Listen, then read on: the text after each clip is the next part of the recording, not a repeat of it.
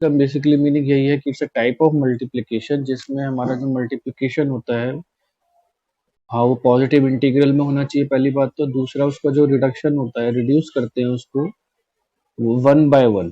पहले n था तो फिर n की मल्टीप्लाई n-1 से भी करनी है, n की उसकी मल्टीप्लाई n-2 से भी करनी है, फिर n-3 से भी करनी है, और धीरे धीरे करते हुए उसको मल्टीप्लाई को कहाँ तक रिड्यूस करना है, 3 इंटू 2 इंटू 1 तक। कहाँ तक रिड्यूस करना है उसको, लास्ट हमारा मल्टीप्लाई जो होगा वो 1 तक हमारा आना चाहिए। जैसे फॉर सपोज अगर हमें 5 फैक्टोरियल हमसे पूछा जाए, और फैक्टोरियल का सिंबल क्या होता है वो ध्यान रखना है। फैक्टोरियल मतलब अगर ऐसा लिखा हुआ है, जिसे हिंदी में क्या कहते थे, विस्मय बोधक चिन्ह, याद होगा आपको, अगर आपने हिंदी पढ़ी थी तो इसमें विस्मय बोधक चिन्ह होता था एक, कुछ उसी टाइप का हमें यूज करना है। ठीक है, तो फैक्टोरियल थ्योरम तो छोड़ो, फैक्टोरियल के बारे में पढ़ लो, साइन होगा फैक्टोरियल का। नाउ 5 फैक्टोरियल मतलब 5 इंटू 4 इंटू 3। ठीक है, इस तरीके का मल्टीप्लिकेशन हो गया, यानी कि यहाँ इसको हम 120 आंसर इसका लिख देंगे। इसके बाद हमें क्या करना है, इसको लिखने के बाद अब हमारा जैसे क्वेश्चंस बनते हैं इसमें, उस क्वेश्चंस को सॉल्व करेंगे और इसको सिंप्लीफाई करना भी सीखेंगे। जस्ट बिफोर दैट हम आंसर निकालेंगे कि जीरो फैक्टोरियल की वैल्यू क्या होती है। जीरो फैक्टोरियल की वैल्यू क्या होती है, कई बच्चे बोलेंगे आंसर सर इसका जीरो होता है। वैसे मैंने आपसे पूछा था तो आपने ऑलमोस्ट पहले भी इसका आंसर जीरो ही दिया था, लेकिन हमें क्या पता है, जीरो फैक्टोरियल की वैल्यू होती है 1। रीजन आता है वाई। हमें ये बताइए कि जीरो फैक्टोरियल की वैल्यू सर 1 की होती है, तो मैं आपसे बोलूंगा कि ठीक है, हम एक n फैक्टोरियल को लेके चलते हैं, और उसको हम कैसे लिख सकते हैं, n इंटू n-1 फैक्टोरियल। देखो कोई भी नंबर होता है उसको हम इस तरह आराम से रिड्यूस कर सकते हैं। जैसे 5 फैक्टोरियल को ना हम 5 फैक्टोरियल को हम 5 factorial equal to 5 into 4 factorial भी लिख सकते हैं। ठीक है, कहीं तक भी उसको रिड्यूस करके 4 फैक्टोरियल, क्योंकि पता है आगे 4 से तो मल्टीप्लाई रिड्यूस होकर 1 तक जानी जानी है, तो इस तरीके से भी हम कर देते हैं। तो अगर हम n फैक्टोरियल को लिखें n इंटू n-1 फैक्टोरियल, और इसमें हम अगर अपने n की वैल्यू 1 पुट करते हैं, इस फॉर्मूले के अंदर हम n की वैल्यू पुट 1 करेंगे, तो यहाँ पर हमारा कितना हो जाएगा, इनकी जगह 1 factorial equal to 1 into 1-1 factorial, यानी कि 1 फैक्टोरियल की वैल्यू तो 1 ही होगी, और यहाँ पर 1-1 क्या आ जाएगा, 0 फैक्टोरियल। तो यहाँ हम देख सकते हैं कि जो 0 फैक्टोरियल की जो वैल्यू है वो हमारे पास क्या होती है, 1 आती है। ये एक बड़ा इसमें अच्छा कंसेप्ट है, बहुत इंटरेस्टिंग चीज है कि अभी तक हमें जीरो की वैल्यू जीरो ही होती है ये, लेकिन हम जब फैक्टोरियल लगा देते हैं तो उसकी वैल्यू जीरो नहीं होती, उसकी वैल्यू क्या होती है, 1 होती है। ठीक है, पहली बात तो ये हुई। अब देखिए क्वेश्चन क्या लेते हैं हम इसमें। जैसे एक बड़ा सिंपल सा क्वेश्चन है, पहले स्टार्टिंग का क्वेश्चन, हमारा फर्स्ट क्वेश्चन मान लेते हैं इसको। बहुत अच्छा तुम भाई होमवर्क कर रहे हो, बच्चे काफी अच्छे तरीके से सेंड कर रहे हैं होमवर्क अपना। ठीक है ना, इसी तरीके से पढ़ते रहिए, और डेली का होमवर्क करोगे तो कंसेप्ट अपने आप समझ में आने लग जाते हैं। अब ये देखिए नाइन फैक्टोरियल को हमने दिया हुआ है 5 फैक्टोरियल इंटू 3 फैक्टोरियल। अब ये क्या है कि इसको सॉल्व करना तो इतना इम्पोर्टेंट नहीं है, लेकिन क्या है, ये आगे जाकर ना आपका कैलकुलेशन का पार्ट बना करेगा बार बार। तो जो हमेशा क्या करना है आपको, जैसे 5 और 3 फैक्टोरियल दिया हो तो आपको 9 को सब बड़े, जो डिनोमिनेटर में बड़ा फैक्टोरियल दिया हो ना उस तक रिड्यूस कर दो। जैसे 5 फैक्टोरियल बड़ा है 3 फैक्टोरियल से, तो हम क्या करेंगे, 9 को रिड्यूस करेंगे, 9, 8, 7, 6, 5 फैक्टोरियल तक रिड्यूस कर दें। यहाँ भी हमारे पास 5 फैक्टोरियल है, यहाँ भी हमारे पास 3 फैक्टोरियल है, तो 5 फैक्टोरियल तो 5 फैक्टोरियल से कैंसिल हो जाएगा। फिर हमारे पास कितना बचेगा, 9, 8, 7 इंटू 6 अपॉन 3 फैक्टोरियल। ठीक है, तो यहाँ पर अभी बताते हैं, नैन्सी आपका डाउट लेते हैं। यहाँ हो जाएगा 3 फैक्टोरियल को हम लिखेंगे 3 इंटू 2 इंटू 1, तो यानी कि 6 हो गया, तो 9, 8, 7 इंटू 6 अपॉन 6 कैंसिल हो गए, तो इसका मल्टीप्लाई रह गया सिर्फ 9, 8, 7। हमें पता है 8 में 72 होता है, 72 इंटू 7 कर दो, 504 इसका आंसर आ जाता है। तो इस तरीके का सिर्फ एक क्या है, कैलकुलेशन है। इसमें क्या करना है, सिर्फ कैलकुलेट करना था कि हमारे को फैक्टोरियल को कैसे सॉल्व करना चाहिए। ठीक है, इस क्वेश्चन से हम इतना सीखते हैं। अब एक बार 9C का डाउट ले लेते हैं, जो उसका कल वाले होमवर्क में डाउट आया था। नंबर 3 आपने होमवर्क में पूछा है, जिसमें हमें square root 1 plus iota upon 1 minus iota का पोलर फॉर्म में कन्वर्ट करना था। तो पोलर फॉर्म में लाने के लिए तो हमें a प्लस आयोटा b चाहिए ना पहले। तो स्क्वायर रूट के अंदर जो वैल्यू दी है उसको हमने क्या कर दिया, रैशनलाइज कर दिया है। तो यहाँ पर देखिए आपका ये वैल्यूज आया होगा। तो यहाँ पर ये तो 1 प्लस आयोटा का होल स्क्वायर बन गया, और ये बन गया 1 माइनस आयोटा का स्क्वायर। तो इसको हम कैसे लिख लेंगे, 1 प्लस आयोटा का स्क्वायर तो स्क्वायर रूट से कट जाएगा, तो ऊपर तो रह जाएगा सिर्फ 1 प्लस आयोटा, और आयोटा का स्क्वायर कितना होता है, -1। आयोटा का स्क्वायर कितना है, -1। तो माइनस बाहर ही है, तो कितना रह जाएगा, 2। 2 का क्या हो जाएगा, √2। यानी कि जो हमारा ओरिजिनल क्वेश्चन है वो एक्चुअली ये है कि 1/√2 प्लस आयोटा बाय √2 को हमें सॉल्व करना है। और ये आप कर सकते हो, इसमें कोई डाउट है तो बताओ, आगे मैं इसमें भी सॉल्व करा देता हूँ। एक बार दीपांशु कह रहा है कि सर स्क्रीन नहीं दिख रही है, तो क्या किसी को भी नहीं दिख रही स्क्रीन? क्या स्क्रीन किसी को भी विजिबल नहीं है? स्क्रीन में कोई प्रॉब्लम आ रही है तो एक बार रिप्लाई करें। क्लियर है लिख दीजिए, क्लियर है, थैंक यू। नहीं अगर एक बार दीपांशु दोबारा ना ज्वाइन करो, एक बार लीव करके ना कनेक्ट करो दोबारा, क्या पता आपको आपकी तरफ से प्रॉब्लम आ रही है। ठीक है पूजा, थैंक यू।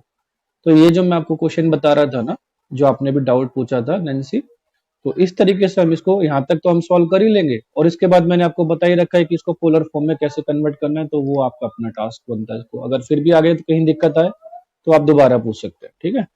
इसको यहाँ से पहले करने की कोशिश करो। हाँ, ओके, चलिए ये डाउट भी क्लियर हो गया आपका, जो कि होना बहुत जरूरी। सीख लें कि अभी तक एक नया कंसेप्ट आया है फैक्टोरियल, तो इसको अरेंज कैसे करना होता है, इसको सिंप्लीफाई कैसे करना होता है। तो एक छोटी सी बात दी हुई है कि भाई 32 का फैक्टोरियल है अपॉन में 29 का फैक्टोरियल है, तो आप ऐसा करिए ना, इसको रिड्यूस करिए। इसको कहाँ तक करना होता है मैंने आपको बताया, नीचे जितना भी फैक्टोरियल दिया उसको वहां तक रिड्यूस कर दीजिए। यहाँ आप 29 फैक्टोरियल तक रिड्यूस कर देंगे, ये कैंसिल हो जाएगा। अब आपको मल्टीप्लाई निकालनी है 32, 31 और 30 की, उसको आप सॉल्व करके देख लीजिए। देखो 32 इंटू 31 कितना होगा, 320 में 31 और जोड़ दीजिए ना आप। हाँ, तो 351 तो यही बन जाएगा, सॉरी 352 नहीं, एक मिनट, 32 में 31 जोड़ना है, तो यहाँ पर 2 6 6 और 9,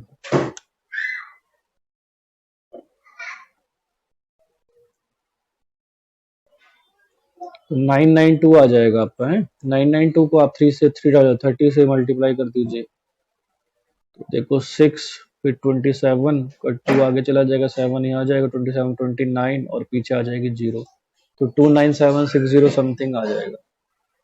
ठीक है, मैंने अभी अभी कैलकुलेशन करी, एक बार चेक कर लेना इसको, कहीं गलती ना हो जाए। तो इस तरीके से हम सिंपलीफाई कर लेते हैं मल्टीप्लाई को ना। तो ये बेसिकली क्वेश्चन छोटे छोटे क्वेश्चंस हैं, पर लेकिन स्टार्टिंग करते हैं तो छोटी छोटी बातें भी हमारे लिए बड़ी हो जाती है जब हम किसी भी कंसेप्ट को स्टार्टिंग करते हैं। नेक्स्ट हमारा क्वेश्चन है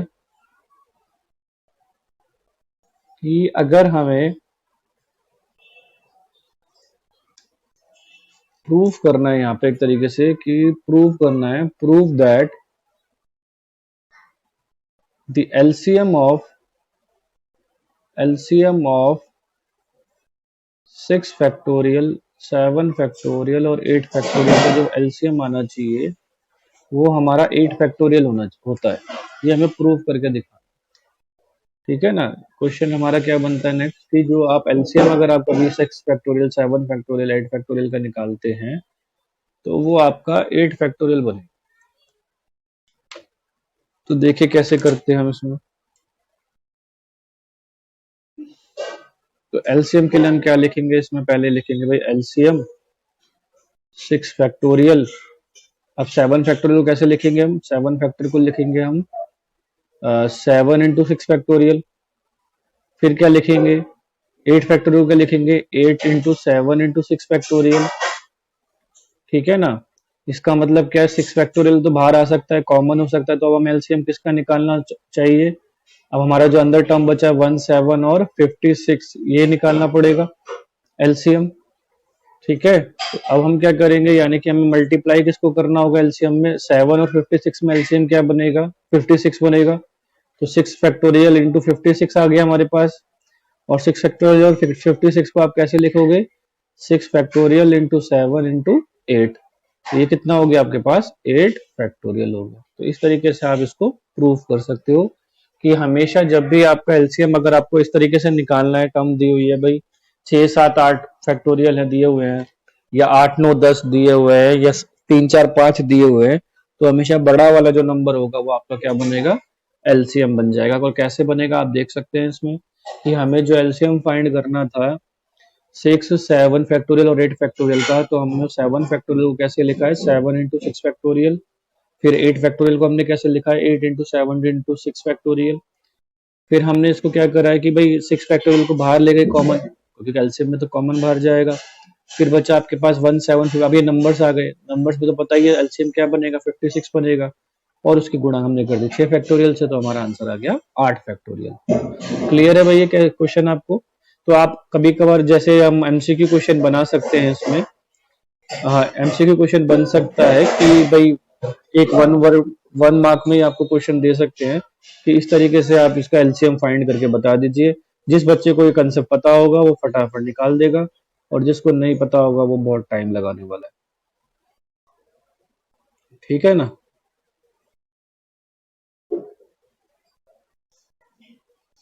तो यहाँ हमने कंप्लीट कर लिया। तो रिपीट करना, नेट नहीं चल रहा दीपांशु जी। ओके, दोबारा रिपीट कर देता हूँ पायल आपके लिए भी, ध्यान से सुनो। हमें कुछ नहीं है भाई, बहुत सिंपल क्वेश्चन है कि 6 फैक्टोरियल 7 फैक्टोरियल 8 फैक्टोरियल, इसका हमें एलसीएम फाइंड करना है, और दिया हुआ है कि 8 फैक्टोरियल ही इसका आंसर आना चाहिए। तो चलो फिर करके देखते हैं। तो एलसीएम किसका निकालना है भाई? 6 फैक्टोरियल। और 7 फैक्टोरियल को हमने कैसे लिख दिया भाई? 7 इंटू 6 फैक्टोरियल लिख दिया। कैसे लिख दिया 7 फैक्टोरियल को? 7 इंटू 6 फैक्टोरियल। और 8 फैक्टोरियल को हमने भी कैसे लिख दिया? 8 इंटू 7 इंटू 6 फैक्टोरियल लिख दिया। ठीक है, अब 6 फैक्टोरियल 6 फैक्टोरियल 6 फैक्टोरियल तीनों में कॉमन है, तो कॉमन को बाहर निकाल दिया। बचा गया 1 7 56। अब ये नंबर्स है, अब नंबर्स में तो पता ही है 1 7 56 में एलसीएम क्या बनेगा? 56 बनेगा। तो यानी कि 1 7 56 का एलसीएम क्या आया? 56 आ गया। और 56 को आप कैसे लिखोगे? 8 7 56 होता है, तो 7 इंटू 8 लिख दोगे या 7 इंटू 8 लिख दोगे। तो 6 फैक्टोरियल इंटू 7 इंटू 8 कितना बनेगा आपके पास? 8 फैक्टोरियल बन जाएगा। तो ये हमेशा ध्यान रखना, जैसे 3 4 5 फैक्टोरियल का मैं बोलूं तो आपको आंसर पता होना चाहिए कि इसका आंसर तो 5 फैक्टोरियल होगा। 6 7 8 बोलो तो आपको पता है कि उसका आंसर क्या होगा?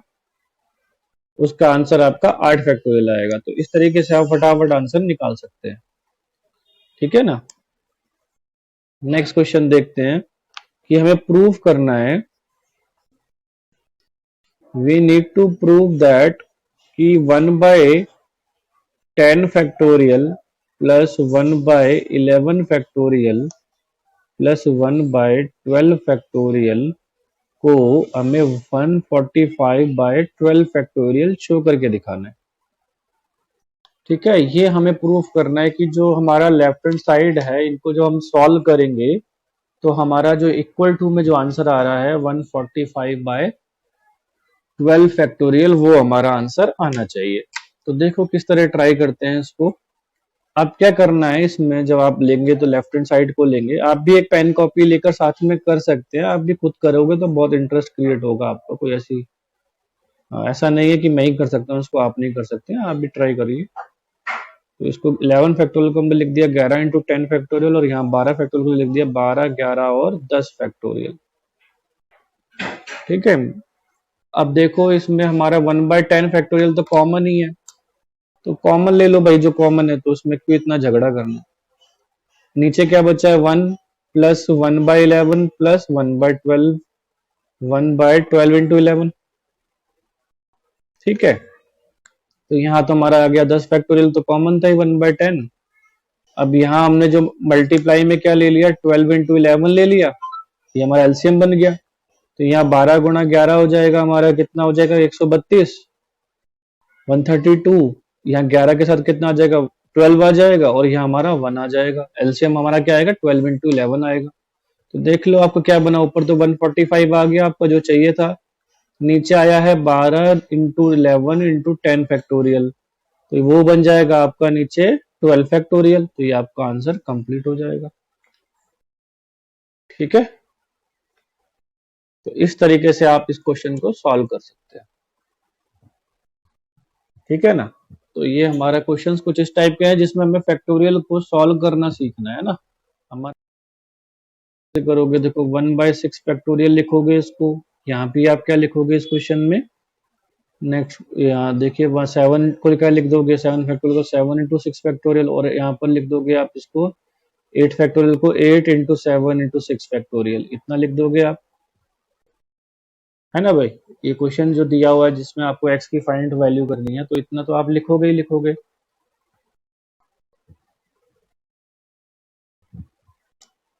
तो यहाँ देखिए अब कितना है, 1/6 फैक्टोरियल है।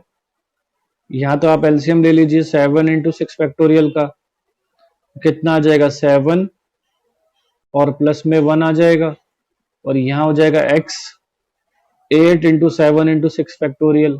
तो ये तो 6 फैक्टोरियल इससे उड़ गया, 7 इससे उड़ गया, तो यहाँ बचा ऊपर, यहाँ बचा 8, यहाँ आया x/8, तो x की वैल्यू कितनी हो जाएगी, 64 हो जाएगी। x की वैल्यू कितनी हो जाएगी, 64 हो जाएगी। तो शायद किसी ने जवाब भी दिया था बीच में जो मैं देख नहीं पाया, लेट मी सी किसने दिया था।